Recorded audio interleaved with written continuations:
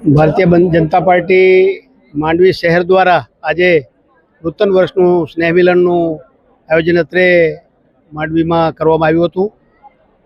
Bharatiya Janata party Gujarat પ્રદેશ દ્વારા આ વખતે સમગ્ર ગુજરાતમાં એ જિલ્લા પંચાયત દીઠ અને શહેરોમાં આ પ્રકારના સ્નેહ મિલનનું આયોજન આખા ગુજરાતમાં થઈ રહ્યું છે. ત્યારે કચ્છમાં પણ લગભગ જિલ્લા પંચાયતની 40 સીટો અને નગરપાલિકાનું 12 સ્થાનો ઉપર આ પ્રકારે સ્નેહ મિલનના કાર્યક્રમો થવાના છે. સૌ કાર્યકર્તાઓ કામે લાગ્યા છે. આપના માધ્યમથી સમગ્ર કચ્છવાસીઓને હું આપણે વિક્રમ સંવત 2082ની નૂતન શુભકામનાઓ પાઠવું છું. સૌ પાર્ટીના કાર્યકર્તાઓ આજે મળ્યા છે.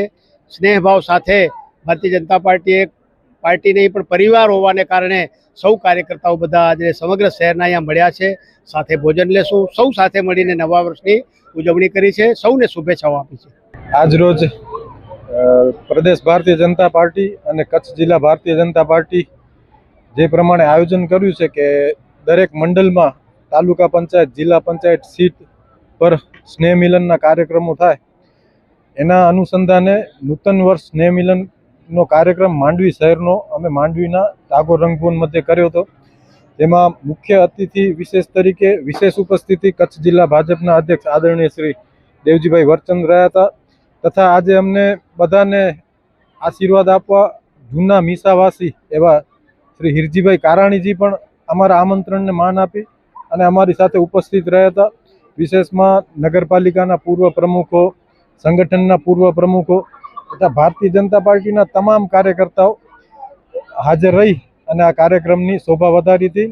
માંડવી નગરપાલિકાના પ્રમુખ હરેશભાઈ વિંજોડા, સત્તા પક્ષના નેતા લાંતિકભાઈ શાહ, મારા સાથી મહામંત્રી કમલેશભાઈ ગઢવી, કિશનસિંહ જાડેજા, પારસભાઈ માલમ, પારસભાઈ સંઘવી, વિજયભાઈ ગઢવી, મુકેશભાઈ જોશી, દેવાંગભાઈ દવે, નરેન્દ્રભાઈ પીઠડિયા, નામ લેવા જઈશ તો ઘણા બધા થશે, વિજયભાઈ ચૌહાણ, ઉદયભાઈ ઠાકર, તમામ કાર્યકર્તા કદાચ હું નામ લેવા જઈશ. કોઈના યુવા મોરચાના શક્તિસિંહ ઝાલા, હરપાલસિંહ જાડેજા, મુરુભા ગઢવી, મહાવીરસિંહ જાડેજા, પુનિત જોશી, ઘણા બધા કાર્યકર્તા હું નામ લઈશ તો બહુ લાંબો થશે. પણ હું બધાનો આભાર વ્યક્ત કરું છું કે આ સ્નેહ મિલનને સફળ બનાવવામાં સર્વે મહેનત કરી અને આજે આ સફળ સ્નેહ મિલનનું આયોજન અમે માંડવી મધ્યે કર્યું.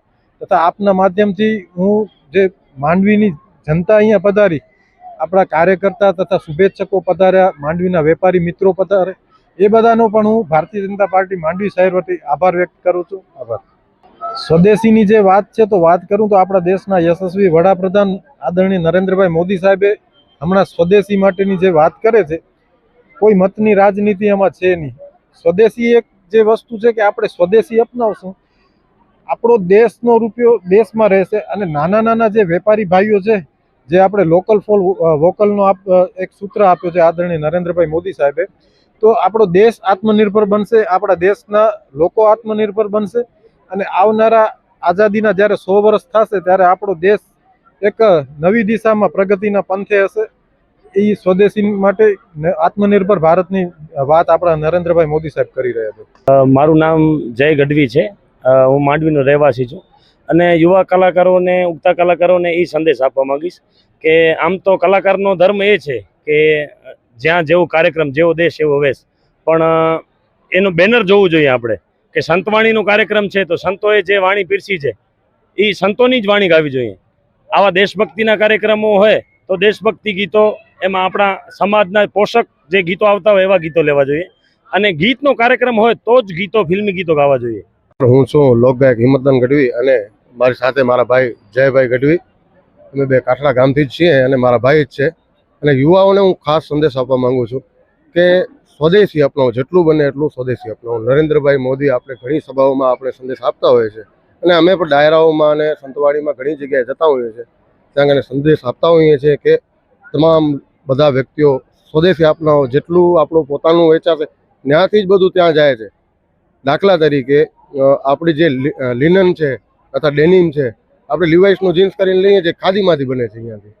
તો બધાને આ નમ્ર અપીલ છે મારી કે સ્વદેશી અપનાવો અને આપણા દેશને આગળ વધારો. જય માતાજી. જી, ખૂબ ખૂબ આભારી છીએ ભારતીય જનતા પાર્ટી માંડવીના અને ભારતીય જનતા પાર્ટીના ખૂબ ખૂબ આભારી છે. ખૂબ મોટું અને સુંદર આયોજન થયું છે અને ખૂબ મોટી સંખ્યામાં ભીડ જમા થઈ છે, એટલે આભાર એમનો ભારતીય જનતા પાર્ટીનો.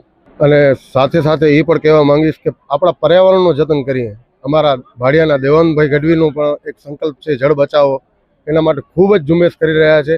તો બધા યુવા વર્ગને અને તમામ વર્ગને મારી નમ્ર અપીલ છે કે જળ બચાવો, પર્યાવરણ બચાવો અને આપણા દેશને સુરક્ષિત રાખો. ધન્યવાદ.